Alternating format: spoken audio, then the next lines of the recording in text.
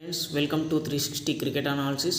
Friends మనం అనుకున్నట్టుగానే వైభవ్ సూర్యవంశీ చాలా మెచ్యూరిటీ ఈ ఇన్నింగ్స్లో ఆడడం జరిగింది. సో అదేవిధంగా స్కోర్ చేయడం జరిగింది. చాలా అద్భుతంగా ఆడడం జరిగింది. 49 బాల్స్లో 81 రన్స్ చేశాడు. స్ట్రైక్ రేట్ కూడా చాలా బాగుంది, 160 పైంది. జనరల్గా వైభవ్ సూర్యవంశీ అంటే 200 పైనే ఉంటుంది, కానీ ఈ మ్యాచ్లో 165 అంటే చాలా జాగ్రత్తగా ఆచితూచి ఆడడం జరిగింది. ఎందుకంటే అభిషేక్ శర్మ తొందరగా అవుట్ అవ్వడంతో ఇతడు మంచి యాంకర్ రోల్ ప్లే చేసిందని చెప్పుకోవచ్చు. సో నాకైతే వైభవ్ సూర్యవంశీ ఆట చాలా బాగా నచ్చింది. మీకు ఏ విధంగా అనిపించిందో కింద కామెంట్ చేయండి. అండ్ మన ఛానల్ను సబ్స్క్రైబ్ చేయకపోతే ఇప్పుడే సబ్స్క్రైబ్ చేయండి. అండ్ వీడియోకి మీ సపోర్ట్గా లైక్ అయితే చేయండి. వైభవ్ సూర్యవంశీతో పాటు ఇక్కడ ఈశాన్ కిషన్ కూడా చాలా బాగా ఆడడం జరిగింది. మంచిగా స్ట్రైక్ రొటేట్ చేస్తూ వైభవ్ సూర్యవంశీకి ఇవ్వడం అయితే జరిగింది. 29 రన్స్ అయితే చేయడం జరిగింది. కానీ సికిందర్ రాజా బౌలింగ్లో క్లీన్ బౌల్డ్ అయితే అవ్వడం జరిగింది. నెక్స్ట్ శ్రేయస్ అయ్యర్ కూడా చాలా బాగా ఆడడం జరిగింది. కేవలం 18 బాల్లలో 27 రన్స్ చేయడం జరిగింది. 150 స్ట్రైక్ రేట్తో ఇతడు కూడా బాగానే ఆడడం జరిగింది. నెక్స్ట్ కనుక చూసుకున్నట్టయితే లాస్ట్లో వచ్చిన రింకు సింగ్ మాత్రం చాలా అద్భుతంగా ఆడాడు. స్ట్రైక్ రేట్ కూడా చూసుకోవచ్చు, 178 ఉంది. 14 బాళ్ళల్లో 25 రన్స్ చేశాడు. సో ఒకానొక సమయంలో 15-16 ఓవర్ల చూసుకున్నట్టయితే స్కోరు 130, 145 ఆ విధంగా ఉంది. 180 వస్తుందో లేదో అని కంగారు పడడం అయితే జరిగింది. బట్ రింకు సింగ్ చాలా అద్భుతంగా ఆడి స్కోర్ని అయితే పరుగులు పెట్టించాడని చెప్పుకోవచ్చు.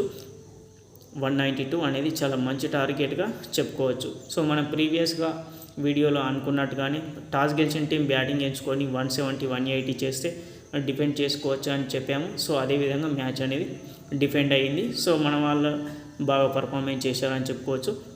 ఇక మన వాళ్ళ బౌలింగ్ పర్ఫార్మెన్స్ కనుక చూసుకున్నట్టయితే మన వాళ్ళు బౌలింగ్ కూడా చాలా అద్భుతంగా వేశారు. ఇక్కడ వీళ్ళు జింబాబ్వే ప్లేయర్స్ ఒక 2-3 మంచి పర్ఫార్మెన్స్ చేశారు. బెన్ కొరన్ 20 రన్స్ చేశాడు. నెక్స్ట్ ఇతడు రైన్ బోరెల్ చాలా మంచి బ్యాటర్, ఇతడు నాట్అవుట్గా ఉండడం జరిగింది. బట్ అప్పటికే జరగాల్సిన డ్యామేజ్ అయితే జరిగింది. 43 బాళ్ళలో 54 రన్స్ చేశాడు. నెక్స్ట్ విస్లే మాధవీర్ 28 రన్స్ అయితే చేయడం జరిగింది. సో వీళ్ళు కూడా మంచి ఫైటింగ్ ఇచ్చారని చెప్పుకోవచ్చు. 157 కొట్టారు. ఒకానొక సమయంలో 3.4 ఓవర్స్లో 2 వికెట్లు 34 రన్స్ ఉన్నాయి. వీళ్ళు చాలా ఇంకా మ్యాచ్కు క్లోజ్గా వస్తారేమో అని ఒక చిన్న డౌట్ అయితే రేజ్ చేయడం జరిగింది. బట్ మన వాళ్ళు రెగ్యులర్ ఇంటర్వ్యూస్ వికెట్స్ తీసి వాళ్ళను కోలుకోలేకుండా చేయడం అయితే జరిగింది. సో మన వాళ్ళు చాలా అద్భుతంగా కట్టుదిట్టంగా బౌలింగ్ చేసి వాళ్ళను 157కు మాత్రమే కట్టడి చేయడం జరిగింది. సో మన వాళ్ళు అయితే క్లీన్ స్వీప్ అనేది చేశారు సిరీస్లో. ఇక బౌలింగ్ విషయానికి వస్తే మాత్రం ఇక్కడ యష్ ఠాకూర్ చాలా అద్భుతంగా వేశాడు. బ్యాక్ టు బ్యాక్ వికెట్స్ అయితే తీయడం జరిగింది. నెక్స్ట్ అదేవిధంగా రవి బిష్నాయ్ ఒక వికెటు, అశోక్ శర్మ కొత్త బౌలర్ ఒక వికెటు, నెక్స్ట్ మయాంక్ యాదవ్ 3 వికెట్లు అయితే తీయడం జరిగింది. అభిషేక్ శర్మ 2 ఓవర్లు వేశాడు, బట్ వికెట్లు అయితే తీసుకోలేకపోయాడు. ఈ విధంగా మ్యాచ్ అనేది జరిగింది. సో మ్యాచ్ అనేది చాలా అద్భుతంగా జరిగింది. మన టీమిండియా ఎక్సలెంట్ పర్ఫార్మెన్స్ అని చెప్పుకోవచ్చు. ఎందుకంటే ఇంగ్లాండ్ అండ్ ఐర్లాండ్తో సిరీస్ ఓడిపోయిన తర్వాత శ్రేయస్ అయ్యర్ క్యాప్టెన్స్లో ఇది ఫస్ట్ విక్టరీ అన్నమాట, series first victory. So Shreyas అయ్యర్కి ఇది మంచి మెమొరబుల్ మూమెంట్ అని చెప్పుకోవచ్చు. క్లీన్ స్వీప్ చేయడం జరిగింది.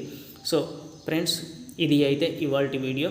మరిన్ని వీడియోస్ కోసం మన యూట్యూబ్ ఛానల్ను తప్పకుండా సబ్స్క్రైబ్ చేయండి. అదేవిధంగా వీడియోకి ఒక లైక్ చేయండి. Thank you.